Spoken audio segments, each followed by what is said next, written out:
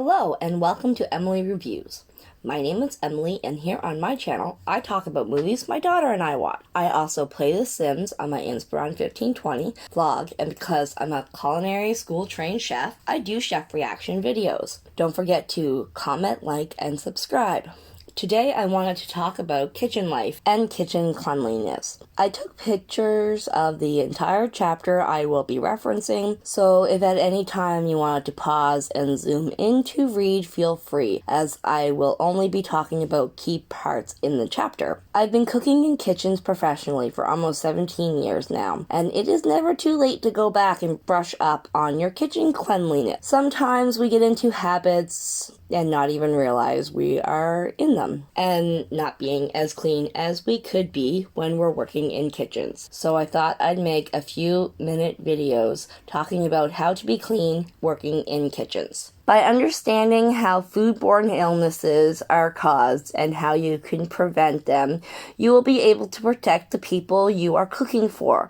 Whether you're a home cook or a professional cook, a foodborne illness is also known as food poisoning and is a direct result of cross-contamination, or simply not storing the food properly. Hot foods hot, cold foods cold, etc. Or uncleanliness in the kitchen. Bacteria needs the right conditions to grow. That includes certain foods more than others, such as high-protein foods, dairy, and with also some vegetables like garlic and raw sprout, or food containing these items such as custard or hollandaise sauce, and etc. Keeping food at the proper temperature is the best way to keep foodborne illnesses from growing. Most foodborne illnesses grow rapidly between temperatures of 16 degrees Celsius and 49 degrees Celsius.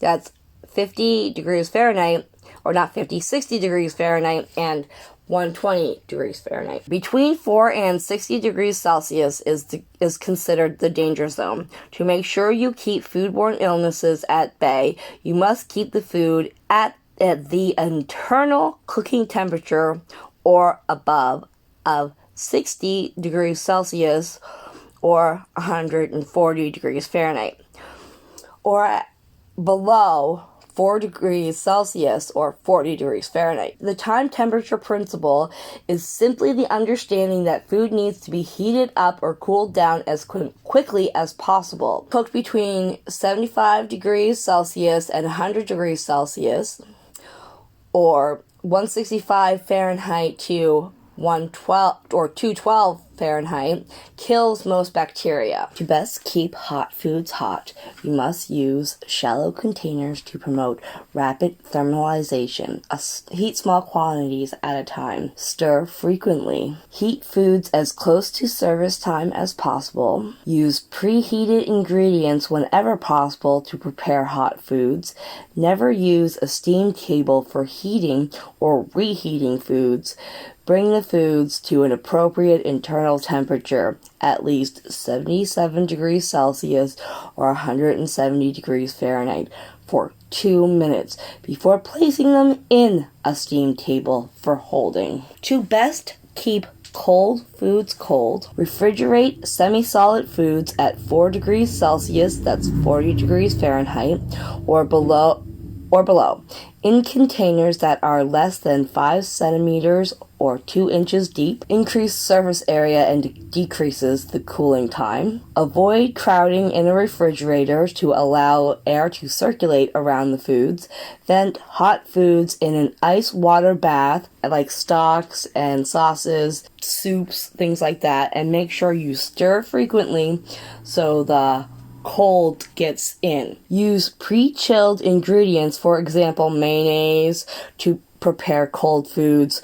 Store cooked foods in above raw foods to prevent cross-contamination. So if you have something that's cooked, don't store it below something that is raw. Okay, never thaw foods at room temperature.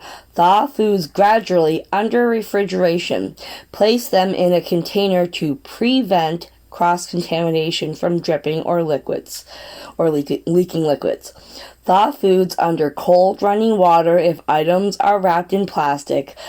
Thaw foods in a microwave only if the food will be prepared and served immediately. Okay, with these next 2 pages, I'm not really going to go into great detail because, it's things we have already covered in the last 2 pages, and then definitions of acid and, what atmosphere and, viruses and, in staph and botulism and strep, all of that different types of things that we've already kind of discussed, though I will leave up on the screen so you guys can pause and read the things about toxic metals, which actually I will talk about here just in 2 seconds. But yeah, there's fungi and yeast and all the chemical cross contaminations, all these things that have been talked about in the last few pages previous that I don't really feel like I want to re-say because, time here. Toxic metals I do want to touch on because it's important. Not many people realize that there are certain foods and metals that can't go together that would get a bad reaction. Another type of chemical contamination occurs when metals such as lead and mercury, copper, zinc, and antimony are dispersed in the food or water. For example,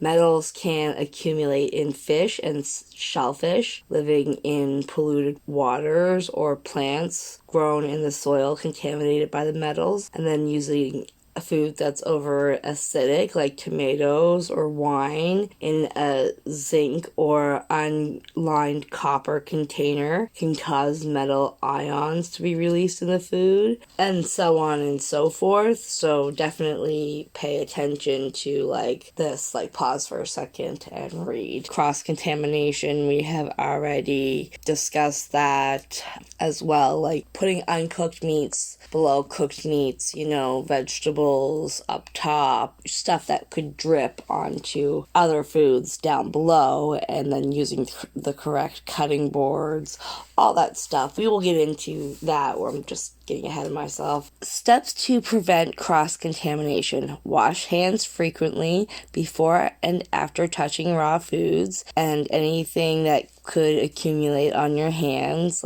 Properly sanitize all knives and cutting boards and equipment. Use color-coded cutting boards. Discard soiled wet towels. Don't use side towels to wipe the floor or your hands. Use single-use gloves and change them frequently. Use clean tongs and bakery tissue paper when handling foods. Use the 2-spoon method when testing foods. But definitely gloves are not a substitute for washing your hands frequently. Wash your hands frequently, still use gloves. I'm going to read through the proper procedures of washing hands because it's one of those things that I feel that in the kitchen, even though people do wash their hands, they don't.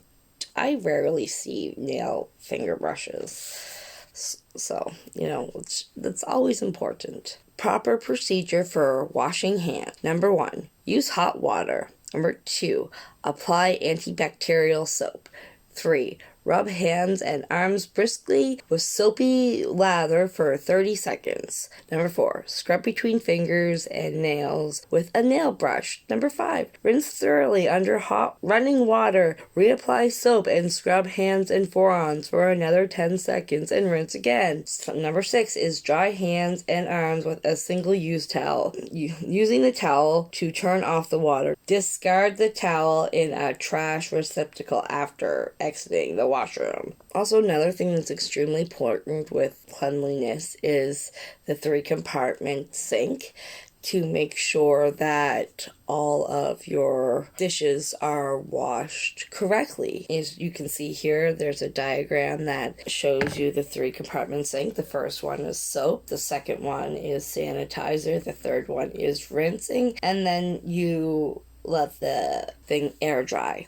And one thing that's really important is with silverware, it's always a washing twice rule. You lay them down flat along the dish rack and you spray it off. all the dishes. You run off all the silverware. You run it through the dishwasher. You stand them up where all of the prongs are facing upwards. Everything you use is facing upwards, and then you go through again. And then after that, you soak them in vinegar. It's really important. Silverware is just one of those things that you don't mess around with. Again, like, if you want to read what it says, I just gave you the short version on how to properly wash dishes here in the 3-part compartment sink. And I think that's really just, again, about it. A lot of the rest of it is basically retelling what I've already discussed. I'm still going to put the pages on the screen, so feel free to pause and read anything that you might want to learn about. Like, we'll go through the personal safety, actually. Safe behavior on the job site. Clean up spills as soon as they occur. Learn how to use the equipment. Wear clothing that fits properly, and then no jewelry that may be caught in the equipment. Use knives and other equipment properly for their only that they're supposed to use. So, like, don't use something that's not for that purpose. Don't run. Keep X's and aisles stairs clear. Always assume a pot or pan is hot. Don't put the handles out on the aisles. Get help if you need it for moving heavy objects. And then lift with your legs. Use ladders. Don't try to climb up on the shelf. And keep breakable items away from food. Make sure when you're walking around somebody or behind somebody, you say behind, because, like, you don't want